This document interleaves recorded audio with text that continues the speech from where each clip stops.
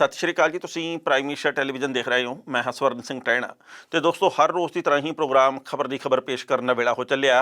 पहली वड्डी खबर के वल जाण तो पहला पंजाब के मौसम की हाल बयानी। अज भी पंजाब दे विच कुछ थावां दे उत्ते कणीਆਂ पईआं, पर मौसम विभाग ने यह भविष्यवाणी की है कि आउंदे 3 दिन यानी कि 2, 3 ते 4 सितंबर नूं पंजाब, हरियाणा ते चंडीगढ़ दे विच चंगा मींह पैण की भविष्यवाणी है।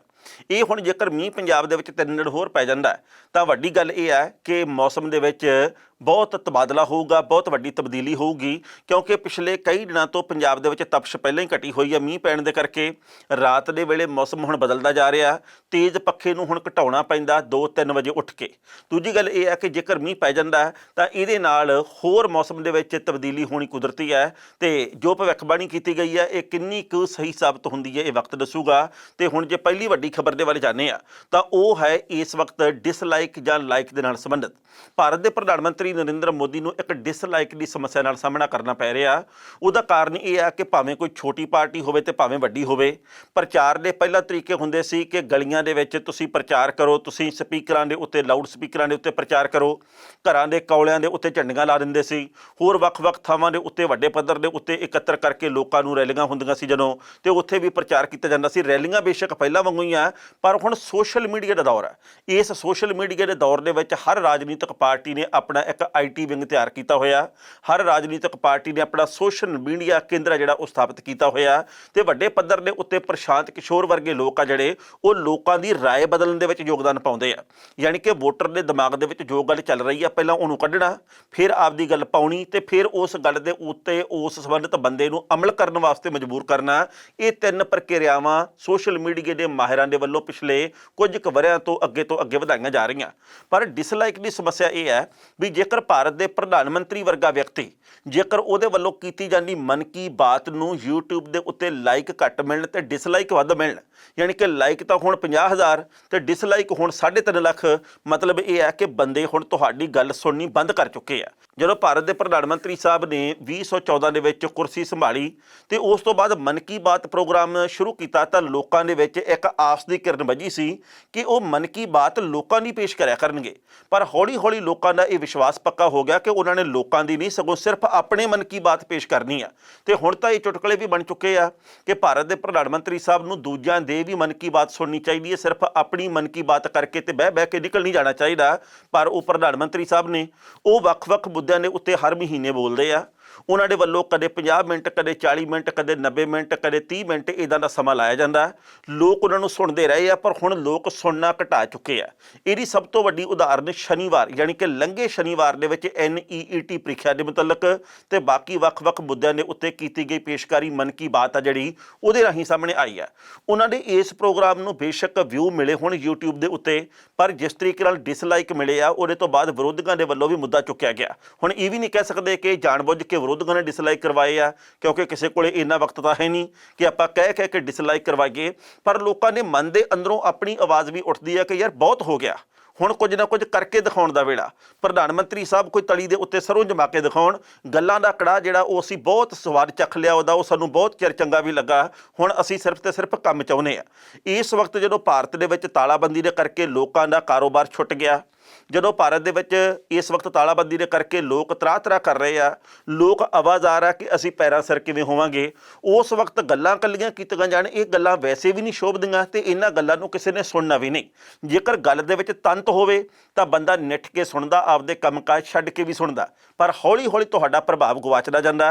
बहुत सारे नेता इहो ਜਿਹੇ जिन्हां नूं किसी वेले बहुत वड्डी गिणती 'ਚ लोग सुणदे सी, पर हौली हौली वो अपना असर अपना प्रभाव घटाउंदे गए ते अज उन्हां नूं सुणन वाले लोग ਲੱਭਣੇ ਪੈਂਦੇ ਆ। ਪਹਿਲਾਂ ਇਸ ਰਿਪੋर्ट ਦਾ ਵੇਰਵਾ कि ਉਹ ਰਿਪੋर्ट ਕਿਹੜੀ ਹੈ, किस तरीके की जानकारी प्राप्त हुई है, किन्ने डिसलाइक है तो किन्ने लाइक है तो किन्ने प्रधानमंत्री के मन की बात नवे प्रोग्राम में व्यू मिले आ, ਇਹਦਾ ਵੇਰਵਾ ਤੇ ਬਾਅਦ ਵਿੱਚ ਕਰਾਂਗੇ ਟਿੱਪਣੀ। भारत के प्रधानमंत्री नरेंद्र मोदी का मन की बात प्रोग्राम इंटरनेट यूजर्स की नकारात्मक प्रतिक्रिया करके चर्चा के आ गया। आकाशवाणी के उत्ते एतवार को प्रसारित होने वाले इस प्रोग्राम का दूरदर्शन तो इलावा कई निजी चैनलों के उत्ते भी सीधा प्रसारण होया। इस दे नाल ही PIB भाजपा ते PM मोदी के YouTube चैनल के उत्ते भी इस प्रोग्राम को सुनिया जा सकिया। ਐਤਵਾਰ ਦੇ मन की बात ਨੂੰ ਲੈ ਕੇ ਇਹਨਾਂ YouTube ਚੈਨਲਾਂ ਦੇ ਉੱਤੇ ਯੂਜ਼ਰਸ ਦੇ ਵੱਲੋਂ ਲਾਈਕ ਘੱਟ ਤੇ ਡਿਸਲਾਈਕ ਕਈ ਗੁਣਾ ਵੱਧ ਕੀਤੇ ਗਏ। ਇਹਨਾਂ ਤਿੰਨਾਂ ਥਾਵਾਂ ਦੇ ਉੱਤੇ मन की बात ਵੀਡੀਓ ਦੇ ਉੱਤੇ ਲਾਈਕਸ ਦੀ ਤੁਲਨਾ ਦੇ ਵਿੱਚ ਡਿਸਲਾਈਕ ਕਿਹੜੀ ਗੱਲੋਂ ਜ਼ਿਆਦਾ ਨੇ, ਇਸ ਗੱਲ ਦੀ ਹੁਣ ਚਰਚਾ ਛਿੜੀ ਹੈ। ਇਸ ਗੱਲ ਦੇ ਉੱਤੇ ਹੈਰਾਨੀ ਜ਼ਾਹਰ ਕੀਤੀ ਜਾ ਰਹੀ ਹੈ ਕਿਉਂਕਿ ਇਸ ਤੋਂ ਪਹਿਲਾਂ ਮਨ ਕੀ ਬਾਤ ਨੂੰ ਲੈ ਕੇ ਦਰਸ਼ਕਾਂ ਦਾ ਰਵੱਈਆ ਇੰਨਾ ਨਾ ਪੱਖੀ ਨਹੀਂ ਸੀ ਹੁੰਦਾ। ਸੋ ਚਰਚਾ ਦੇ ਵਿੱਚ ਗੱਲ ਇਹ ਹੈ ਕਿ ਆਖਰ ਹੁਣ ਇਹਦਾ ਕਾਰਨ ਕੀ ਹੋਇਆ। ਐਤਵਾਰ ਨੂੰ ਮਨ ਕੀ ਬਾਤ ਦੀ ਵੀਡੀਓ ਦੇ ਉੱਤੇ ਇੰਟਰਨੈਟ ਯੂਜ਼ਰਸ ਦੀ ਪ੍ਰਤੀਕਿਰਿਆ ਸ਼ੁਰੂ ਤੋਂ ਹੀ ਸੁਸਤ ਰਹੀ। ਪ੍ਰੋਗਰਾਮ ਦਾ ਪ੍ਰਸਾਰਣ ਸਵੇਰੇ ਹੋਇਆ ਸੀ, ਪਰ ਸੋਮਵਾਰ ਦੁਪਹਿਰੇ 12 ਵਜੇ ਤੱਕ ਸਥਿਤੀ ਦੇ ਵਿੱਚ ਕੋਈ ਸੁਧਾਰ ਨਹੀਂ ਹੋਇਆ। ਭਾਰਤੀ ਜਨਤਾ ਪਾਰਟੀ ਦੇ ਅਧਿਕਾਰਤ YouTube ਚੈਨਲ ਦੇ ਉੱਤੇ ਮਨ ਕੀ ਬਾਤ ਪ੍ਰੋਗਰਾਮ ਦੇ 11 ਲੱਖ ਵਿਊ ਹੁਣ ਤੋਂ ਕੁਝ ਘੰਟੇ ਪਹਿਲਾਂ ਸਨ। ਇਸ ਚੈਨਲ ਦੇ ਉੱਤੇ ਇਸ ਵੀਡੀਓ ਨੂੰ 47,000 ਲੋਕਾਂ ਨੇ ਡਿਸਲਾਈਕ ਕੀਤਾ ਸੀ ਤੇ 3,56,000 ਲੋਕਾਂ ਨੇ ਡਿਸਲਾਈਕ ਕੀਤਾ। ਮਤਲਬ ਫਰਕ ਬਹੁਤ ਵੱਡਾ ਹੈ। ਇਸੇ ਤਰੀਕੇ ਨਾਲ ਪ੍ਰਧਾਨ ਮੰਤਰੀ ਨਰਿੰਦਰ ਮੋਦੀ ਨੇ ਆਪਣੇ YouTube ਚੈਨਲ ਦੇ ਉੱਤੇ ਇਹਨੂੰ ਪਾਇਆ ਤੇ 6,37,000 ਤੋਂ ਵੱਧ ਇਹਦੇ ਵਿਊ ਸਨ ਕੁਝ ਘੰਟੇ ਪਹਿਲਾਂ। ਇਸ ਵੀਡੀਓ ਦੇ ਉੱਤੇ 32,000 ਲਾਈਕ ਮਿਲੇ ਤੇ 81,000 ਡਿਸਲਾਈਕ।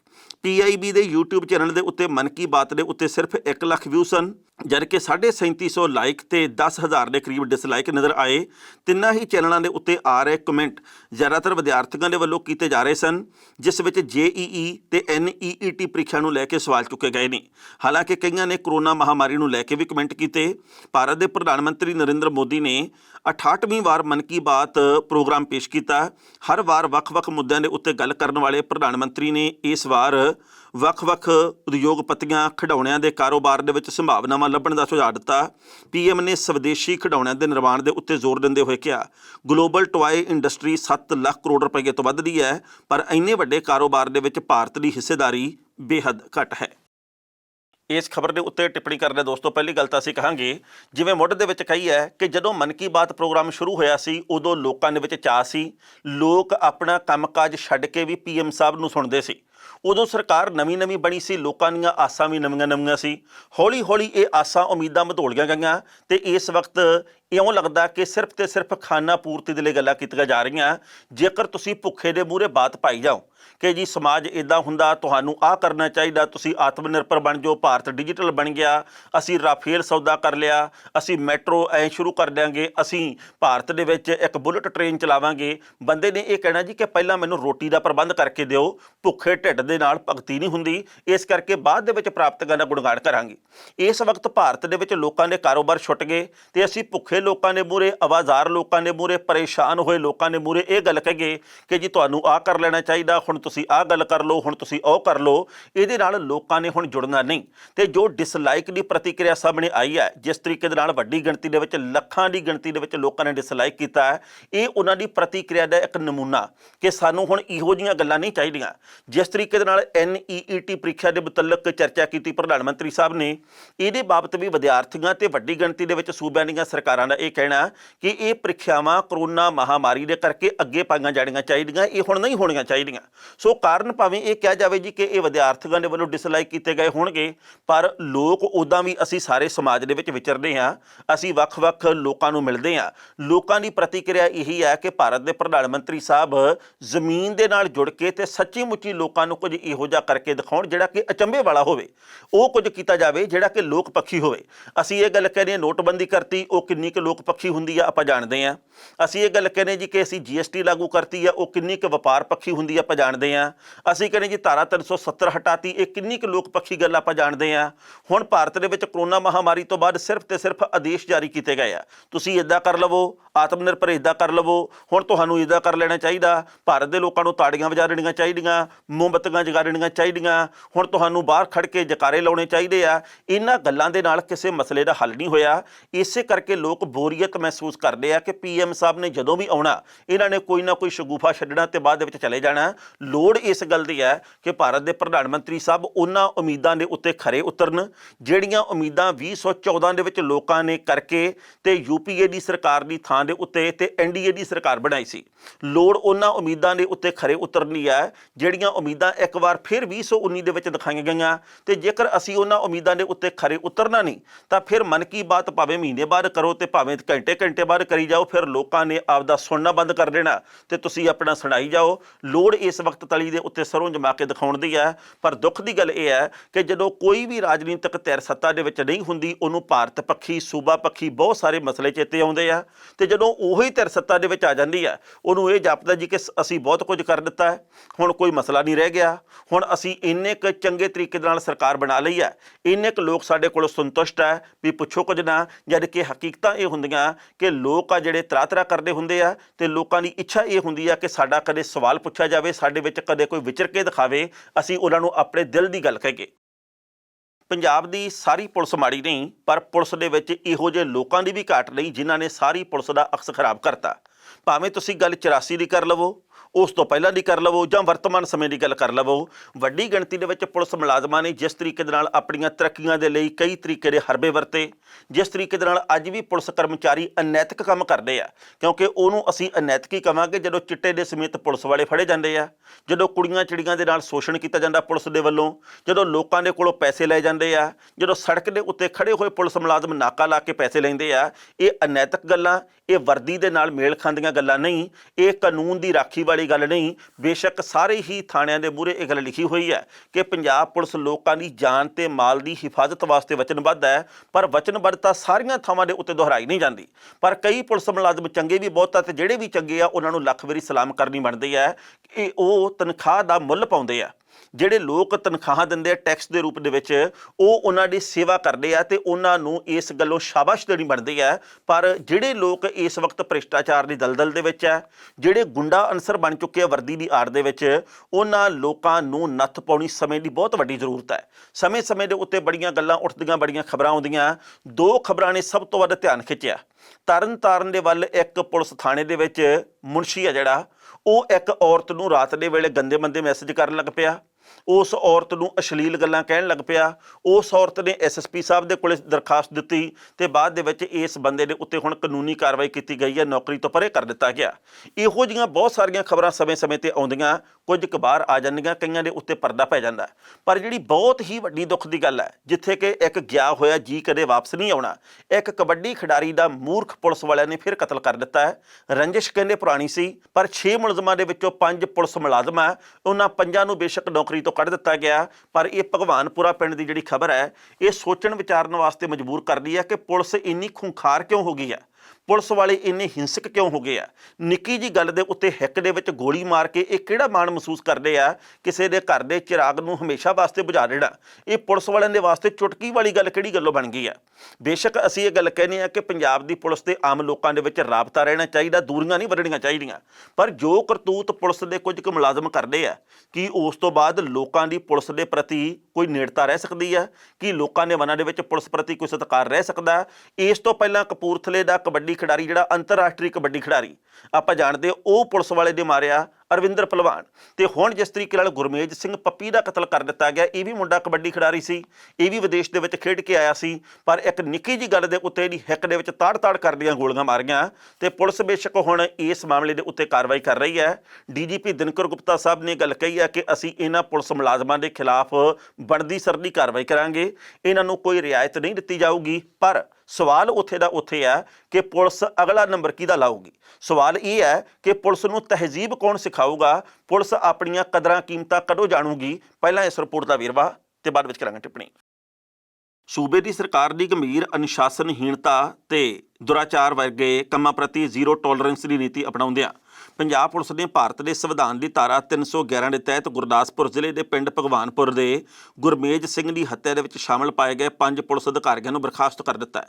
ਇਸ ਮਾਮਲੇ ਦੇ ਵਿੱਚ 5 ਪੁਲਿਸ ਅਧਿਕਾਰੀਆਂ ਤੇ ਇੱਕ ਹੋਰ ਵਿਅਕਤੀ ਸਿਮਰਤ ਸਿੰਘ ਪੁੱਤਰ ਕੁਲਦੀਪ ਸਿੰਘ ਸਮੇਤ 6 ਜਣਿਆਂ ਨੂੰ ਗ੍ਰਿਫਤਾਰ ਕਰ ਲਿਆ ਗਿਆ।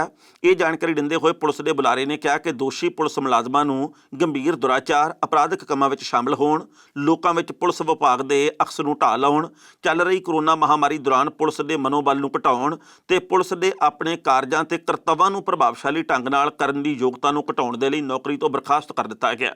ਵੇਰਵੇ ਦਿੰਦਿਆਂ ਉਹਨਾਂ ਨੇ ਦੱਸਿਆ ਕਿ ਬਰਖਾਸਤ ਕੀਤੇ ਗਏ 5 ਪੁਲਿਸ ਅਧਿਕਾਰੀਆਂ ਦੇ ਵਿੱਚ PHC ਬਲਕਾਰ ਸਿੰਘ ਪੁੱਤਰ ਪਿਆਰਾ ਸਿੰਘ ਤੇ PHC ਸੁਰਿੰਦਰ ਸਿੰਘ ਪੁੱਤਰ ਦਲਬੀਰ ਸਿੰਘ, PHC ਅਵਤਾਰ ਸਿੰਘ ਪੁੱਤਰ ਭੁਪਿੰਦਰ ਸਿੰਘ ਤੇ ਰਣਜੀਤ ਸਿੰਘ ASI ਤੇ LR ASI ਬਲਜੀਤ ਸਿੰਘ ਸ਼ਾਮਲ ਨੇ। ਉਹਨਾਂ ਨੇ ਇਹ ਵੀ ਗੱਲ ਕਹੀ ਕਿ ਐਤਵਾਰ ਨੂੰ ਸ਼ਾਮੀ ਕਰੀਬ 7 ਵਜੇ ਪਿੰਡ ਭਗਵਾਨਪੁਰ ਨੇੜੇ ਹੋਏ ਇੱਕ ਸੜਕ ਹਾਦਸੇ ਤੋਂ ਬਾਅਦ ਝਗੜੇ ਦੇ ਵਿੱਚ ਗੁਰਮੇਜ ਸਿੰਘ ਪੁੱਤਰ ਅਮਰੀਕ ਸਿੰਘ ਵਾਸੀ ਪਿੰਡ ਭਗਵਾਨਪੁਰ ਥਾਣਾ ਕੋਟਲੀ ਸੂਰਤ ਮੱਲੀ ਨੂੰ 6 ਵਿਅਕਤੀਆਂ ਨੇ ਪਿਸਤੌਲ ਦੇ ਜ਼ੋਰ ਦੇ ਉੱਤੇ ਮਾਰ ਦਿੱਤਾ। ਇਹਨਾਂ ਦੇ ਵਿੱਚੋਂ 5 ਜਣੇ ਪੁਲਿਸ ਮੁਲਾਜ਼ਮ ਸਨ। ਬੁਲਾਰੇ ਨੇ ਕਿਹਾ ਕਿ ਸ਼ੱਕੀ 2 ਕਾਰਾਂ ਦੇ ਵਿੱਚ ਸਵਾਰ ਹੋ ਕੇ ਪਿੰਡ ਦੁਰਗਾਬਾਦ ਵਾਲੇ ਪਾਸਿਓਂ ਆ ਰਹੇ ਸਨ। ਜਦੋਂ ਉਹ ਪਿੰਡ ਭਗਵਾਨਪੁਰ ਦੇ ਨੇੜੇ ਪਹੁੰਚੇ, ਉਹਨਾਂ ਦੀ ਅਮਰਪ੍ਰੀਤ ਕੌਰ ਵਾਸੀ ਭਗਵਾਨਪੁਰ ਦੀ ਸਵਿਫਟ ਡਿਜ਼ਾਇਰ ਕਾਰ ਦੇ ਨਾਲ ਸੜਕ ਹਾਦਸਾ ਹੋਇਆ, ਜਿਸ ਨੂੰ ਉਹ ਚਲਾ ਰਹੀ ਸੀ। ਇਸੇ ਦੌਰਾਨ ਆਲੇ ਦੁਆਲੇ ਦੇ ਲੋਕ ਇਕੱਠੇ ਹੋ ਗਏ ਤੇ ਝਗੜੇ ਦੇ ਵਿੱਚ ਗੁਰਮੇਜ ਸਿੰਘ ਨੂੰ ਗੋਲੀ ਮਾਰ ਦਿੱਤੀ ਗਈ। ਇਸ ਕੇਸ ਸੰਬੰਧੀ ਥਾਣਾ ਕੋਟਲੀ ਸੂਰਤ ਮੱਲੀ ਦੇ ਵਿੱਚ 30/8/2020 ਨੂੰ IPC ਦੀ ਧਾਰਾ 302, 148, 149 ਤੇ 25/27 ਅਸਲਾ ਐਕਟ ਤਹਿਤ ਤੁਰੰਤ ਪਰਚਾ ਦਰਜ ਕਰਕੇ ਸਾਰੇ ਦੋਸ਼ੀਆਂ ਨੂੰ ਗ੍ਰਿਫਤਾਰ ਕਰ ਲਿਆ ਗਿਆ। ਇਸ ਖਬਰ ਦੇ ਉੱਤੇ ਟਿੱਪਣੀ ਕਰ ਰਹੇ ਦੋਸਤੋ, ਪਹਿਲੀ ਗੱਲ ਤਾਂ ਅਸੀਂ ਕਹਾਂਗੇ ਪੰਜਾਬ ਦੀ ਪੁਲਿਸ ਨੂੰ ਆਪਣਾ ਅਕਸ ਸੁਧਾਰਨ ਵਾਸਤੇ ਬਹੁਤ ਵੱਡੀ ਮਿਹਨਤ ਕਰਨੀ ਪੈਣੀ ਹੈ। ਮੈਂ ਨਿੱਜੀ ਤੌਰ ਦੇ ਉੱਤੇ ਹੈਰਾਨ ਹਾਂ ਕਿ ਵਿਦੇਸ਼ਾਂ ਦੇ ਵਿੱਚ ਪੁਲਿਸ ਕਿਸ ਤਰੀਕੇ ਨਾਲ ਕੰਮ ਕਰਦੀ ਹੈ ਤੇ ਸਾਡੇ ਸੂਬੇ ਦੀ ਜਾਂ ਸਾਡੇ ਦੇਸ਼ ਦੀ ਪੁਲਿਸ ਕਿਵੇਂ ਕੰਮ ਕਰਦੀ ਹੈ। ਵਿਦੇਸ਼ਾਂ ਦੇ ਵਿੱਚ ਪੁਲਿਸ ਅਤਿਆਚਾਰ ਨਹੀਂ ਕਰਦੀ, ਪਰ ਲੋਕ ਫਿਰ ਵੀ ਡਰਦੇ ਆ ਕਿਉਂਕਿ ਉੱਥੇ ਪੁਲਿਸ ਵਿਕਦੀ ਨਹੀਂ। ਤੇ ਸਾਡੇ ਸੂਬੇ ਦੇ ਵਿੱਚ ਵੱਡੀ ਗਿਣਤੀ ਦੇ ਵਿੱਚ ਪੁਲਿਸ ਮੁਲਾਜ਼ਮ ਵਿਕ ਜਾਂਦੇ ਆ, ਇਸ ਕਰਕੇ ਇਹਨਾਂ ਦਾ ਡਰ ਮੁੱਕ ਗਿਆ। ਸਾਡੇ ਸੂਬੇ ਦੇ ਵਿੱਚ SHO ਆ ਜਿਹੜੇ ਉਹ MLA ਦੇ ਕਹਿਣ ਦੇ ਉੱਤੇ ਲੱਗਦੇ ਆ। ਇਸ਼ਾਰੇ ਰਾਜਨੀਤਿਕ ਲੋਕਾਂ ਦੇ ਹੁੰਦੇ ਆ, ਇਸ ਕਰਕੇ ਨਿਯੁਕਤੀਆਂ ਹੁੰਦੀਆਂ, ਇਸੇ ਕਰਕੇ ਬਦਲੀਆਂ ਹੁੰਦੀਆਂ ਤੇ ਉਹਨਾਂ ਦੀ ਚਾਕਰੀ ਕਰਦਿਆਂ ਆਪਣੀ ਨੌਕਰੀ ਦਾ ਵੱਡਾ ਸਮਾਂ ਜਿਹੜੇ ਉਹ ਪੁਲਿਸ ਮੁਲਾਜ਼ਮ ਕੱਢ ਦਿੰਦੇ ਆ। ਹਾਲਾਂਕਿ ਮੈਂ ਸਾਰਿਆਂ ਨੂੰ ਇੱਕੋ ਰਸੇ ਨਹੀਂ ਬੰਨਦਾ, ਪਰ ਜਿਹੋ ਜਿਹੀਆਂ ਖਬਰਾਂ ਸਮੇਂ-ਸਮੇਂ ਦੇ ਉੱਤੇ ਆਲੇ ਦੁਆਲੇ ਆਉਂਦੀਆਂ।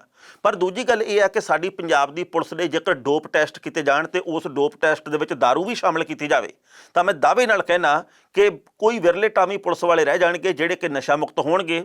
ਜਿਸ ਤਰੀਕੇ ਦੇ ਨਾਲ ਪੁਲਿਸ ਮੁਲਾਜ਼ਮ ਚੰਗੇ ਕੰਮ ਕਰਦੇ ਕਰਦੇ ਇੱਕ ਇਹੋ ਜਿਹਾ ਕੰਮ ਕਰਕੇ ਸਾਰੇ ਦੇ ਉੱਤੇ ਪੋਚਾ ਫੇਰ ਲੈਂਦੇ ਆ, ਉਸ ਤੋਂ ਬਾਅਦ DGP ਦਿਨਕਰ ਗੁਪਤਾ ਸਾਹਿਬ ਤੋਂ ਲੈ ਕੇ ਬਾਕੀ ਪੁਲਿਸ ਅਧਿਕਾਰੀਆਂ ਨੂੰ ਵੀ ਸੋਚਣਾ ਵਿਚਾਰਨਾ ਬਣਦਾ ਹੈ ਕਿ ਅਸੀਂ ਆਪਣੇ ਅਕਸ ਨੂੰ ਸਵਾਰਨਾ ਕਿਵੇਂ ਆ। ਨਾ ਤਾਂ ਅਰਵਿੰਦਰ ਭਲਵਾਨ ਨੇ ਕਦੇ ਵਾਪਸ ਆਉਣਾ, ਜਿਹੜਾ ਕਿ ਇੱਕ ਪੁਲਿਸ ਵਾਲੇ ਦੀ ਕਰਤੂਤ ਦੇ ਕਰਕੇ ਮੌਤ ਦੀ ਬੁਕਲ 'ਚ ਚਲਾ ਗਿਆ, ਤੇ ਨਾ ਹੀ ਇਹਨਾਂ 5 ਜਣਿਆਂ ਦੀ ਕਰਤੂਤ ਦੇ ਕਰਕੇ ਜਿਹੜਾ ਗੁਰਮੇਜ ਸਿੰਘ ਮੌਤ ਦੀ ਬੁਕਲ 'ਚ ਗਿਆ, ਇਹਨੇ ਵਿਚਾਰੇ ਨੇ ਕਦੇ ਵਾਪਸ ਆਉਣਾ। ਕਸੂਰ ਕੋਈ ਵੀ ਨਹੀਂ, ਜਾਂ ਤਾਂ ਕੋਈ ਕਸੂਰ ਹੋਵੇ ਇਹ ਕੋਈ ਸਮਾਜ ਵਿਰੋਧੀ ਅਨਸਰ ਹੋਣ ਜਿਹਦੇ ਕਰਕੇ ਇਨਕਾਊਂਟਰ ਕੀਤਾ। ਹੁਣ ਤਾਂ ਇਨਕਾਊਂਟਰ ਦੇ ਉੱਤੇ ਵੀ ਸ਼ੱਕ ਹੁੰਦੇ ਵੀ ਇਹ ਸਹੀ ਹੈ ਜਾਂ ਗਲਤ ਹੈ, ਇਹੋ ਜਿਹੇ ਸ਼ੱਕ ਚੱਲਦੇ ਆ। ਪਰ ਨਾ ਤਾਂ ਇਹ ਕੋਈ ਸਮਾਜ ਵਿਰੋਧੀ ਅਨਸਰ ਆ, ਨਾ ਕੋਈ ਗੁੰਡਿਆਂ ਨਾਲ ਮਿਲੇ ਹੋਏ ਆ, ਨਾ ਇਹ ਗੈਂਗਸਟਰ ਆ, ਪਰ ਫਿਰ ਵੀ ਗੋਲੀ ਮਾਰ ਕੇ ਤੁਸੀਂ ਕਿਸੇ ਦੇ ਘਰ ਨੂੰ ਹਮੇਸ਼ਾ ਵਾਸਤੇ ਬਰਬਾਦ ਕਰ ਦਿੰਦੇ ਹੋ। ਲੱਖ ਲਾਹਨਤ ਕਹੀ ਜਾ ਸਕਦੀ ਹੈ। ਇਹ ਕਿਹੜੀ ਕਾਨੂੰਨ ਦੀ ਸੇਵਾ ਤੇ ਇਹ ਕਿਹੜੀ ਵਰਦੀ ਦਾ ਮਾਣ ਰੱਖਣ ਵਾਲੀ ਗੱਲ ਹੈ। ਸੋ ਇਹਨਾਂ ਲੋਕਾਂ ਦੇ ਖਿਲਾਫ, ਇਹਨਾਂ ਪੰਜਾਂ ਦੇ ਖਿਲਾਫ ਜਿਹੜੇ ਵੀ ਲੋਕ ਨਸ਼ਿਆਂ ਦੇ ਮਾਮਲੇ ਦੇ ਵਿੱਚ ਸ਼ਾਮਲ ਆ, ਭਾਵੇਂ ਪੁਲਿਸ ਵਾਲੇ ਅਧਿਕਾਰੀ ਹੈ ਤੇ ਭਾਵੇਂ ਕੋਈ ਹੋਰ ਕਰਮਚਾਰੀ ਹੈ, ਜਿਹੜੇ ਵੀ ਲੋਕ ਸਮਾਜ ਵਿਰੋਧੀ ਅਨਸਰਾਂ ਦੇ ਨਾਲ ਨਾਤਾ ਰੱਖਦੇ ਆ, ਇਹਨਾਂ ਨੂੰ ਪੁੱਠੇ ਟੰਗਣਾ ਚਾਹੀਦਾ ਤਾਂ ਜੋ ਲੋਕਾਂ ਦੇ ਵਿੱਚੋਂ ਭੈ ਖਤਮ ਹੋਵੇ ਕਿ ਪੰਜਾਬ ਪੁਲਿਸ ਆ ਗਈ। ਵਿਦੇਸ਼ਾਂ ਦੇ ਵਿੱਚ ਇਹ ਹੁੰਦਾ ਕਿ ਜੇਕਰ ਬੰਦਾ ਕੋਈ ਸੰਕਟ ਦੇ ਵਿੱਚ ਹੈ, ਉਧਰੋਂ ਪੁਲਿਸ ਆ ਜੇ, ਉਹਦਾ ਸੰਕਟ 80% ਉੱਡ ਜਾਂਦਾ ਕਿ ਹੁਣ ਪੁਲਿਸ ਆ ਗਈ ਹੈ। ਇੱਧਰ ਪੰਜਾਬ ਦੇ ਵਿੱਚ ਬੰਦਾ ਫਸਿਆ ਹੁੰਦਾ, ਉੱਤੋਂ ਪੁਲਿਸ ਆ ਜੇ, ਬੰਦਾ ਕਹਿੰਦਾ ਹੁਣ ਮੈਂ ਮਾਰਿਆ ਗਿਆ, ਹੁਣ ਇਹ ਵੀ ਮੱਥੇ ਲੱਗ ਗਏ। ਇਸ ਕਰਕੇ ਆਪਣਾ ਅਕਸ ਸੁਧਾਰਨਾ ਚਾਹੀਦਾ ਜੇਕਰ ਅਸੀਂ ਚਾਹੁੰਦੇ ਹਾਂ ਕਿ ਪੁਲਿਸ ਤੇ ਆਮ ਲੋਕ ਮਿਲਵਰਤਨ ਦੇ ਨਾਲ ਅੱਗੇ ਵਧਣ। ਜਲੰਧਰ ਦੀ 15 ਸਾਲ ਦੀ ਬੱਚੀ ਕੁਸਮ ਨੇ ਜਿਹੜੀ ਉਦਾਹਰਨ ਪੇਸ਼ ਕੀਤੀ ਆ, ਉਹਦਾ ਜ਼ਿਕਰ ਜ਼ਰੂਰ ਕਰਨਾ ਬਣਦਾ।